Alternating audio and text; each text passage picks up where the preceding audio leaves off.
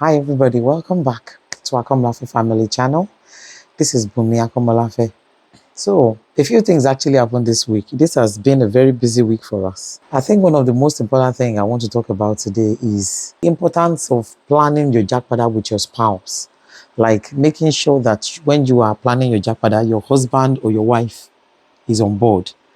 And as you all know, as I've always said that everybody should plan their jackpot, tailor it to your own needs. In my own situation, because we have children in both countries, one of us had to stay in Nigeria, one of us in the UK. And then this jackpot idea was actually my husband's idea. He wanted this. In fact, when I said I wasn't going ahead, he encouraged me, to do this. And he wanted this for the kids as well. So my own case, we both agreed to do this. And that's why when nobody's complaining, I'm not complaining, he's not complaining. Do we miss each other? Oh, yes, of course. I do miss my husband, and he misses me as well. And that brings me to what I want to talk about. And that's a very difficult aspect of jackpot. If anybody is planning to jackpot, leaving their spouse behind, make sure that it's an understanding between you both. It's always reasonable to consider your inner strength in terms of what you are able to take when you are trying to see how much you can cope with, how much you can cope away from each other. In my own case, myself, my husband, we understand each other. We respect each other. We know between each other that we keep ourselves for each other. We have the spiritual discipline to do this. Let me put it that way, as Christians now, because I turn to my faith to derive strength to be able to do this. I would say let there be a very sound understanding between you two and make arrangements as to how you are going to be bridging those gaps so that you don't give room for temptation. You don't give room for the devil. So that aside, so this week, my son, who is with me here, turned 12 years old. He's the one I said, squeezes his uniform with the towel. And he turned 12 and it felt different organizing a surprise birthday party in Nigeria. And considering that we were not at home all the time, because I take them to school and I stay out there until they finish and we all come back together. So I find that I've made more friends around my shop than my own, my home front. So my neighbors here, we just hear hello, hello. We hardly interact. The children greet me, they go, I say hello to them from afar, and that's it. I made a lot of friends at the business place. So everybody that knows us, like we know we have relationship with the business place. So I decided to take his birthday celebration to my shop. And it felt like an ordinary day because I told him, we are new in Nigeria. I don't really want to, I don't know what to do.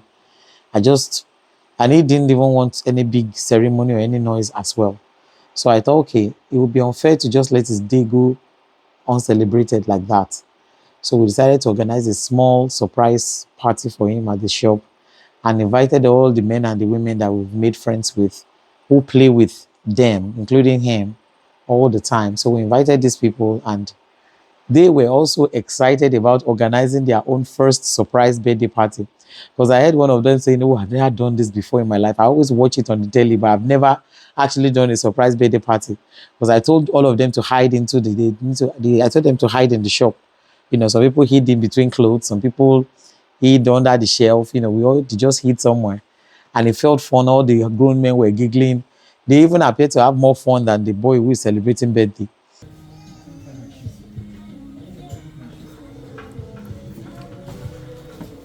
How are you doing? Happy birthday, Sophia! Happy birthday to you. Happy birthday to you. Happy birthday, dear Joshua. Happy birthday to you. Hip hip. Hooray!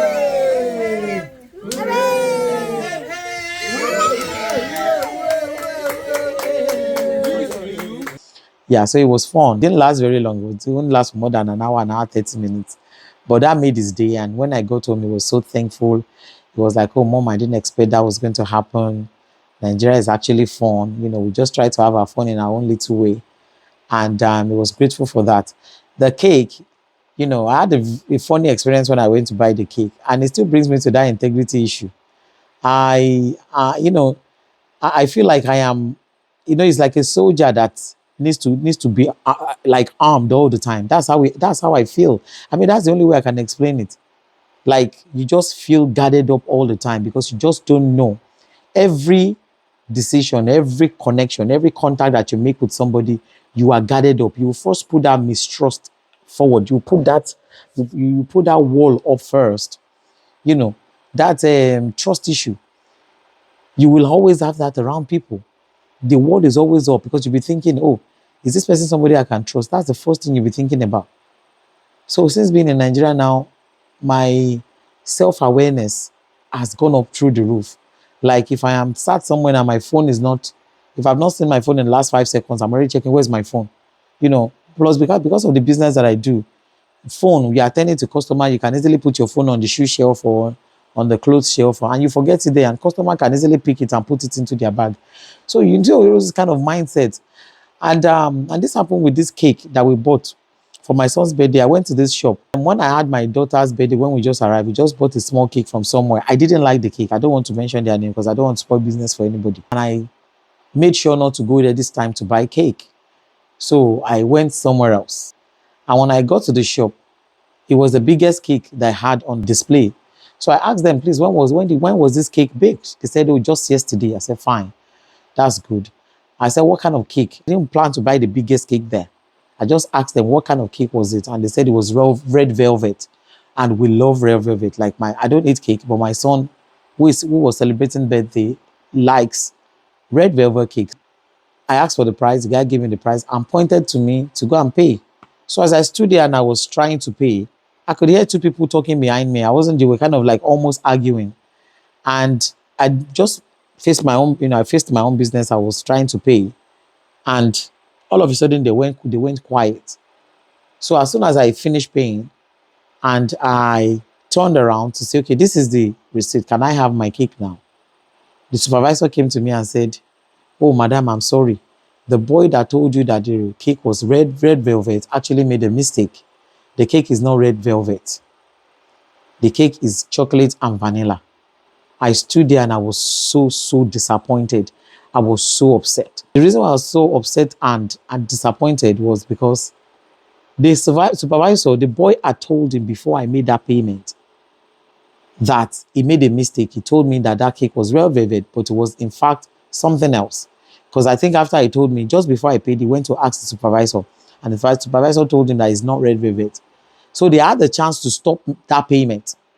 They had the chance to say, madam, please don't pay for that cake. We've made a mistake. This is not red velvet. You want to buy that or you want to consider something else?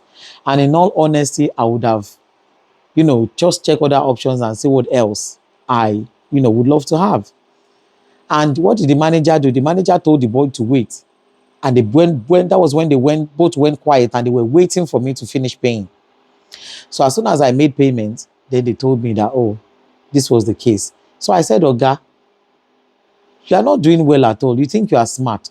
I said, why did you wait for me to make payment before you tell me that this cake is not real velvet cake? He said, oh, the boy just told me now. I said, but I could hear two of you saying something behind me. I could hear two of you almost arguing a few minutes ago. And that was what you were talking about. It's just that I decided not to eavesdrop into what you were saying. So you were actually talking because he told you before I made payment. You could have stopped that payment and given me a choice.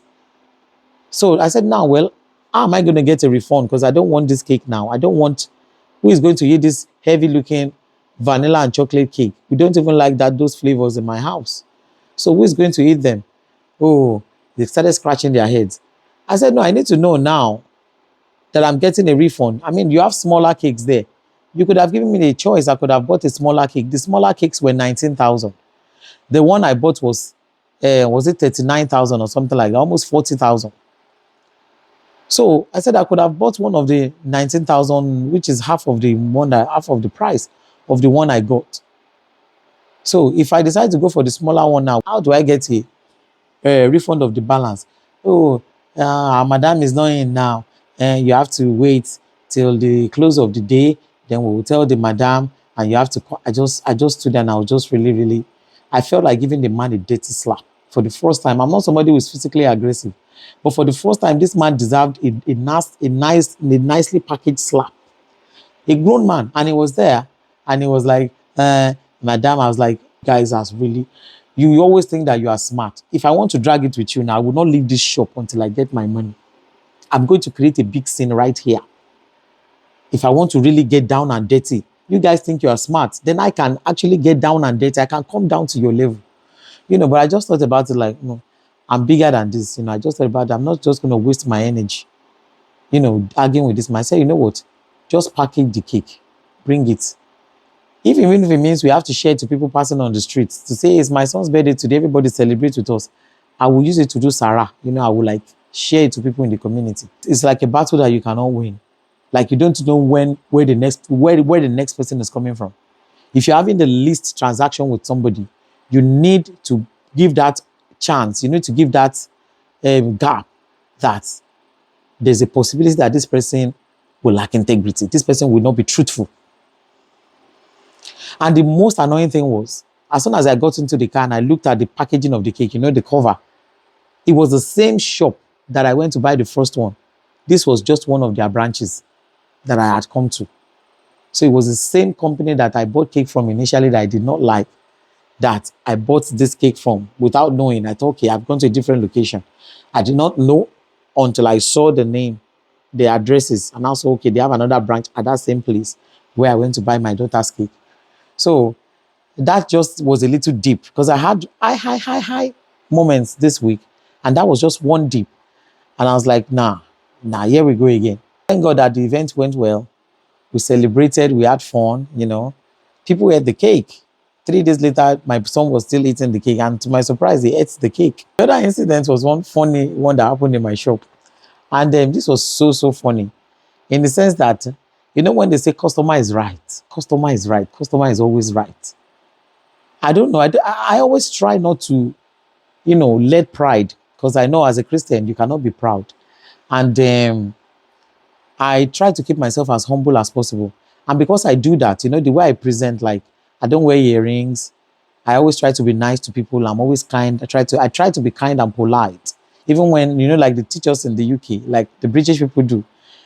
When you want to say something negative to people, you still try to present it in a positive way, just to try to make people not to feel bad. And I don't think that approach is working quite well in Nigeria, if I'm being honest. Because when you present too nice or too polite in Nigeria, they take that for weakness, and which is very unreasonable, if I put it that way, because I feel like when you show kindness to somebody or when you show respect to somebody, the simplest thing they can do is to show you respect back. But I see it doesn't work that way. So that principle of customers are always right quickly flew out the window this week when this lady came into my shop with her grown daughter. Not grown, daughter was about 10 years old, and the son about 13 or so. I just knew that the lady was talking to somebody on the phone, and they came to buy clothes for the children. So, but the person that she was talking to, after a while, she put it on speaker.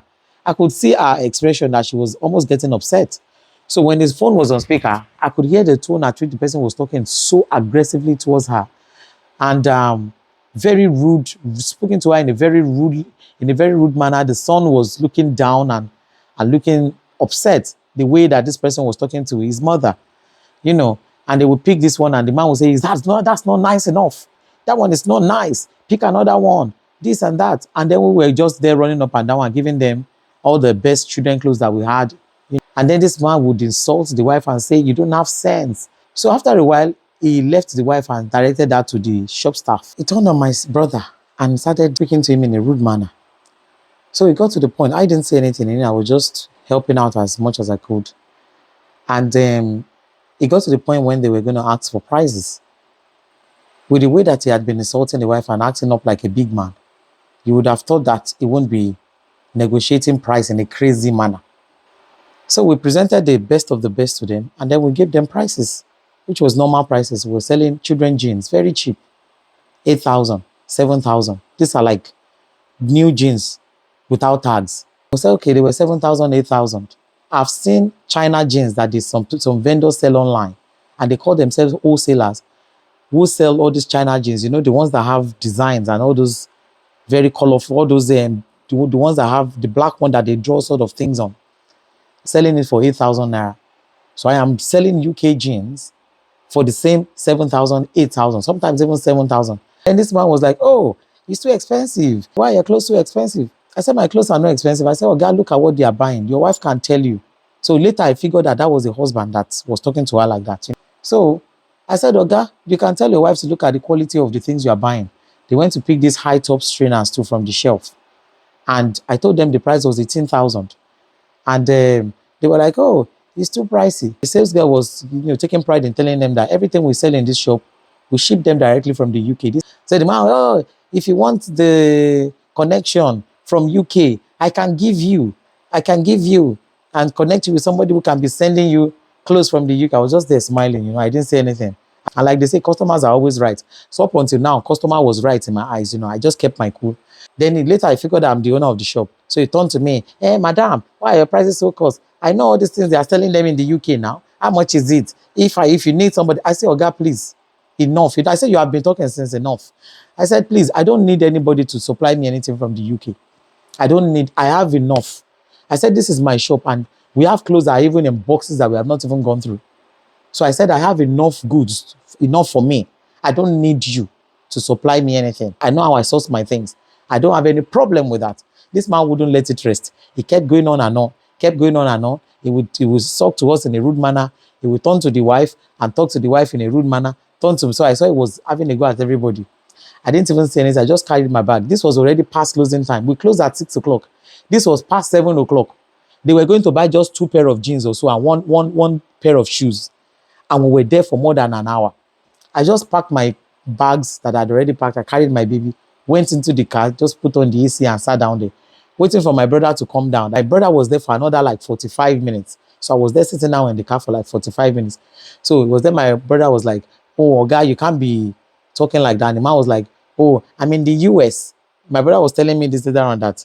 Later he discovered that the man was in the US. So he was telling my brother, after he realized that I stormed out of the shop and I left them there. Now told my brother that, oh, I can say that madam has traveling experience very well. What has traveling experience got to do with the shoes and the bag that you came to buy? This my wife, she doesn't know anything. She doesn't have any experience. If she's coming to the US to come and meet me with it, if she's bringing the kids have to look presentable. Otherwise, he can go to prison. My brother told me that I said that because he's in the US and he wants to bring his kids over. And if the kids don't present well with their clothing when they arrive at the airport, this man could be thrown into prison. I now realize at this point that he's told that woman a lot of lies. He's brainwashed that woman. And sometimes you wonder why some marriages do not last. Like as soon as they get abroad, they start having problems. You can see a woman who is emotionally abused. This man was embarrassing her in front of us. He didn't have any problem doing that. The son was almost in tears. His 13-year-old son would not respect that man because of the way he's speaking to his mother. And you can see that boy fuming in anger. The way he stood there and was just, he couldn't do anything about it. And you will not expect this kind of woman. When this kind of woman gets to that America that this man is talking about, and she now becomes terror to this man, people will now start shouting, she's a bad woman. But here is this woman now quietly accepting abuse, continually abused by this man. You can see that the woman is already broken. All the lies that she's already fed them. And because they want to go to America, they are taking it on. They are just being humble and all that. But I told my brother, I said, she will get to America, she will open eye. Because abroad has a way of teaching people. She just has to do is to get somewhere, get to church one Sunday and open her mouth to speak to people. Or get within the community and speak to people. And that's it. It's very easy to get help for those kind of things. So and that's what our people need to start learning. Like you need to kind of unlearn. All these things I'm saying, I've said it in my previous videos. These are things that I've discussed in my previous videos. I'm not just saying them now. There are so many things that people need to unlearn before they leave Nigeria. And this man on the phone, so proud, he's just gone abroad. And from what I've gathered from the conversation, he's married somebody there to get documents. He's living with somebody there and he wants to bring his children over. That's one family over there, that's another family over here. And this woman knows that he has that family over there. You can see what women subject themselves to sometimes. She knows that he's got that family over there. And this man is talking to her in this manner in front of her children, in front of strangers, people that like us, we don't even know them. Look at within how many minutes. Pride has made him to let us know his entire story. You know, and it's really ridiculous because he went from shoes and clothes that he was buying to now talking about so many other stupid things that didn't even concern us. You know, but me, I kept my cool. We are the ones who came to Nigeria to come and do business. So customers are always right. I told them to send somebody to come and call me back upstairs. I said, no, I'm not coming. If those two people upstairs cannot serve you, I refused. I said, no, go and tell him that I'm not coming back upstairs. I do not care whether it's in America or in Jupiter. Whatever he likes, let him be. Let them buy the shoes and get out of my shop. My children are hungry, they're tired. We need to go home. So it was just so funny experience. I'm like, this abroad, the way people carry it, like it's heaven. People need to kind of tone it down a little bit. Especially you that your story is even rough. Like you are using arranging marriage. You are using marriage to settle down there. And you are still this proud and making mouth like that. Pride. You know, this business, you know, you see a lot of high moments, things that make you like excited. And you see things that will just irritate you, you know, like so much. This woman has kept mute and taken these abuses. She's not stupid. She's just waiting for the right opportunity to strike. And I'm telling you, when she gets the opportunity, she will not miss it. She won't miss it. So, yeah. So I just wanted to quickly give that update. Missing our family in the UK in the spirit of Christmas.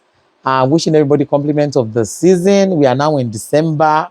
We thank God for his grace and we pray that God keeps us. In Nigeria that we are, we thank God as well that God is keeping us in our going and our coming.